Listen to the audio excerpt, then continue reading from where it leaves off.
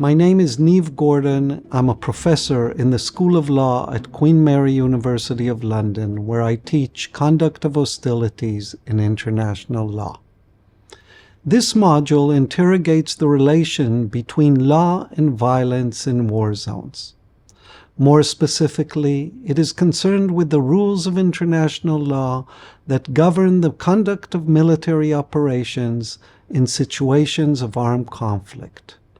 These rules apply irrespective of the legality or illegality of war and aim to regulate the deployment of violence while protecting civilian populations and civilian objects such as hospitals and schools.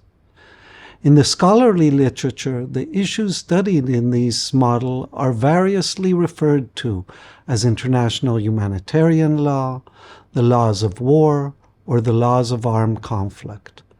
After examining key doctrines, concepts, and principles informing this body of law, we will explore some of the foremost contemporary challenges to the law, including the urbanization of warfare, the increasing appearance of non-state actors, and the use of autonomous weapons. Focusing on the core principles of humanitarian law, particularly the principle of distinction between civilians and combatants, and the principle of proportionality, we will examine their impact on targeting decisions and how violence is framed by different actors.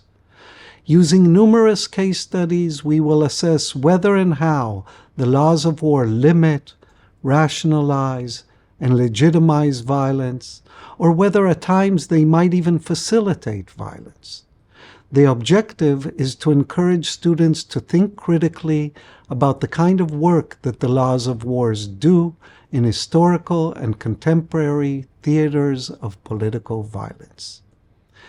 The module's aims include developing knowledge of the principles informing the laws of war, developing ability to critically appraise the use of international law in armed conflict, developing knowledge of the central biases and difficulties informing the laws of war, and analyzing the potential of these laws in light of the changing character of war.